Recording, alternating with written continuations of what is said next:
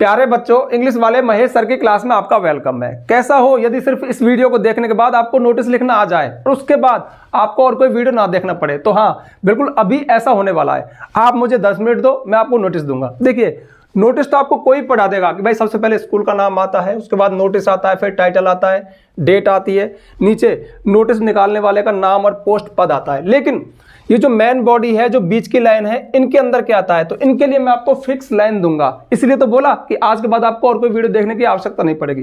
Actually हमें पढ़ाते हुए बहुत साल हो गए, तो हम क्या चीजों को सरल करते हैं, और आज के वीडियो में हम नोटिस को आपके लिए बिल्कुल इजी बना देंगे। पता है क्यों? क्योंकि हम कोई थ्योरेटिकल बात नहीं करेंगे। हमारे टीचर पता क्या करते हैं, देखो पहले दिन क्लास में आए, बच्चों आज हम सीखेंगे नोटिस। सबसे पहले नोटिस लिखो, मतलब कॉपी में लिखो नोटिस, इसकी डेफिनेशन क्या होती है, नोटिस किसे कहते हैं, ये क्यों लिखा जाता है। मतलब एक क्लास तो ऐसे ही चली गई, अगले दिन जाके फिर थोड़ा सा हिलेंगे, मतलब कई दिन लगा देंगे, जबकि यहाँ पे सिर्फ 10 मिनट में आपको सोल्यूशन मिलेगा। तो देखिए करना क्या है, सोल्यूशन ये है कि आप क्वेश्चन पेपर पढ़ रहे हो, उसमें देखो नोटिस आया है क्या, नोटिस आ गया, मौज हो गई। सबसे पहले आपको एक ऐसा बॉक्स बना देना है। इस बॉक्स को बनाने में एक छोटी सी सावधानी बरतनी है आपको। मैंने अक्सर देखा है बच्चे क्या करते हैं, देखिए जैसे ये आपकी कॉपी का पेज है, तो बच्चे क्या करते हैं कि यहां से बिल्कुल ये जो है ना लास्ट पॉइंट लाइन को इसके बिल्कुल भिड़ा के खींचेंगे, फिर इधर। ऐसा नहीं, आपको उभरता हुआ देना है, मतलब एक बॉक्स का नमूना देना है पेज के अंदर। तो फिर क्या करना है, शायद आपको दिखेगा नहीं, मतलब इधर से कम इतनी लाइन छोड़ो, सॉरी लाइन ने जगह छोड़ो, और ये इस तरह से ये लाइन खींचो, देखो इस तरह से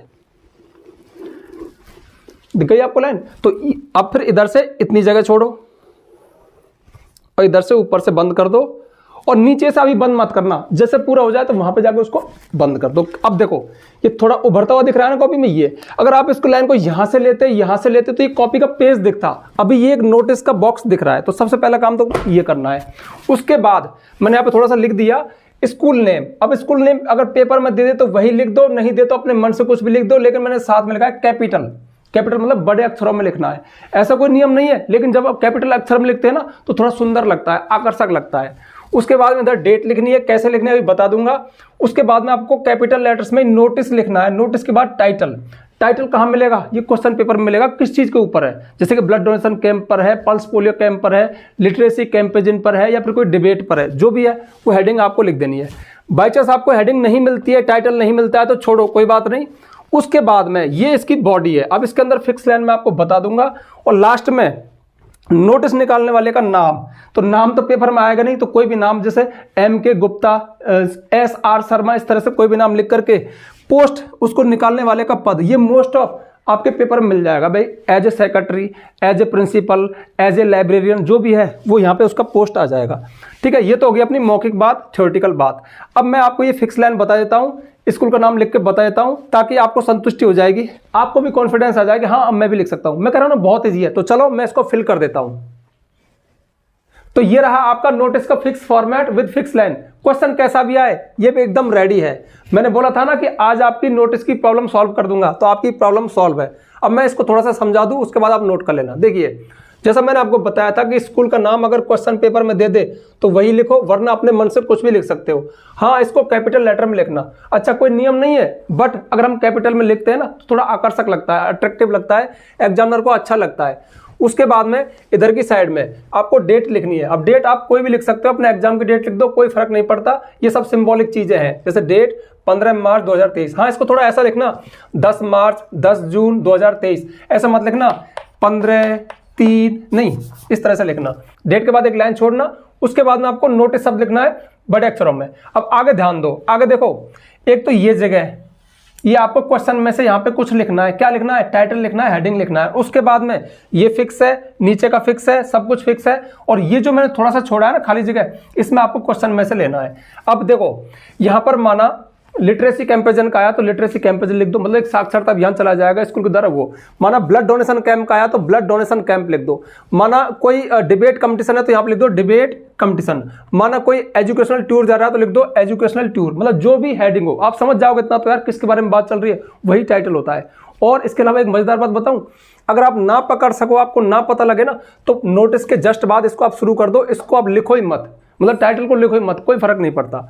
उसके बाद में आपको लिखना है all the students of this school are inform that. इसका मतलब होता है कि इस स्कूल के सभी विद्यार्थियों को सूचित किया जाता है कि, देखिए नोटिस का मतलब होता है एक सूचना।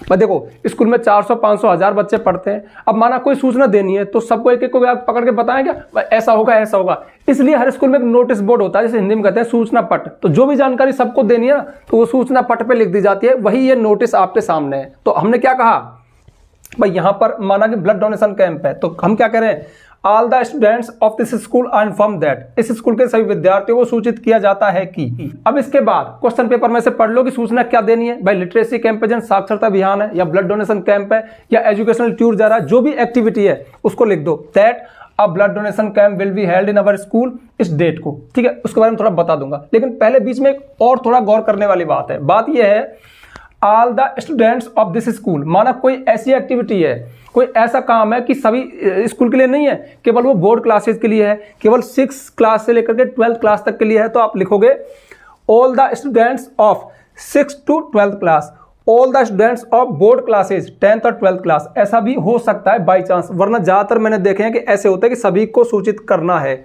उसके बाद में आपको क्वेश्चन पेपर में से लाइन यहाँ पे टैग कर देनी, जोड़ देनी है। जो भी जानकारी है, जो भी प्रोग्राम है, जो भी एक्टिविटी है ना, उसको आप यहाँ पे कनेक्ट कर दोगे। माना ब्लड डोनेशन कैंप का है तो I inform that a blood donation camp will be held in our school on the date. यहाँ पे डेट जरूर आएगी, जो भी एक्टिविटी होगी ना उसकी डेट यहाँ पे जरूर लिखी जाएगी।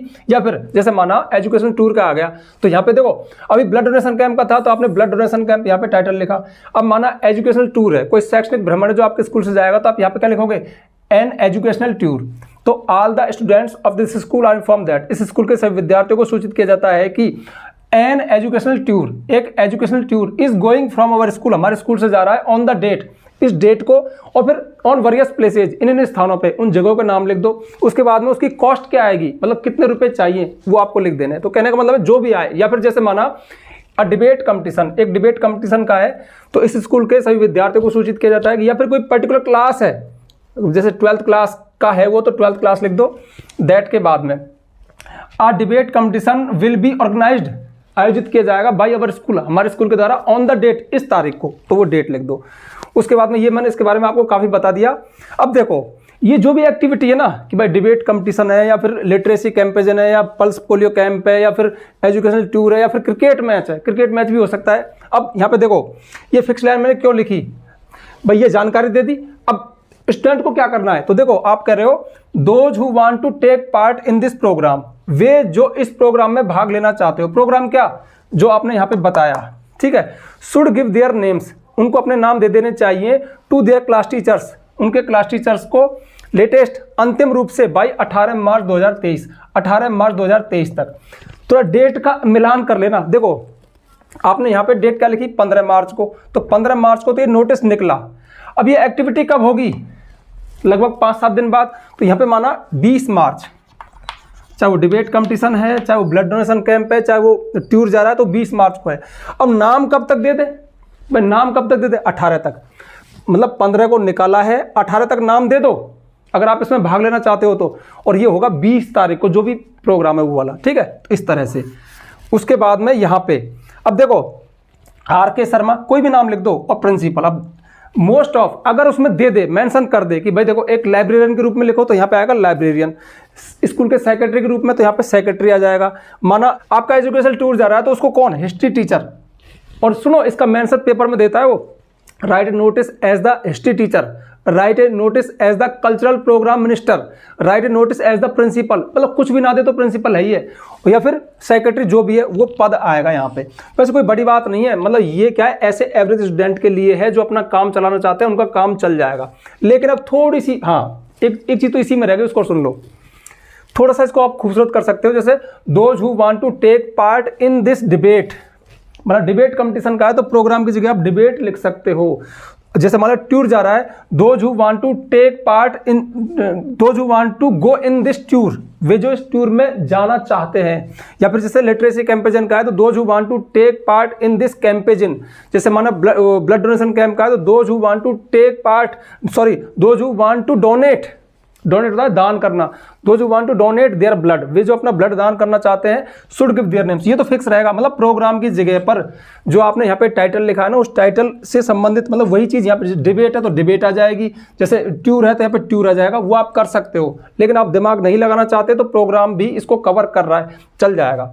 तो मैं समझता हूँ कि आपके समझ में आ गई होगी बात। लेकिन कुछ एक नोटिस ऐसे हैं जिनमें ये पार्ट तो चल जाएगा लेकिन ये नहीं चलेगा। अब वो कैसे कैसे हैं? वो 3-4 हैं, 3-4-5 हो सकते हैं, लास्ट 6 हो सकते हैं। जैसे कि किसी स्टूडेंट की वॉच घड़ी खो गई है, अब वो स्टूडेंट नोटिस निकाल रहा है, तो देखो आप क्या लिखोगे, ये सब कुछ हो गया, लॉस्ट अ वॉच या लॉस्ट अ बाइसिकल, उसकी साइकिल खोई या घड़ी खोई। तो all the students of this school inform that my name is Rajnish Kumar from class 12th, my wrist watch has lost, मेरी घड़ी खो गई है और घड़ी कैसी कैसी ये बता दो। अब देखो जिसको मिली हो who has found this should deposit in the office, वो उसको ऑफिस में जमा करा दे, इसमें ये आएगा। मान लो नहीं भी लिखो तो मत लिखो, लेकिन ये मत लिख देना कि एक मतलब सूचित किया जाता है कि मेरी घड़ी खो गई है। अब वे जो इस प्रोग्राम में भाग लेना चाहते हो क्लास टीचर को नाम जमा करा दें।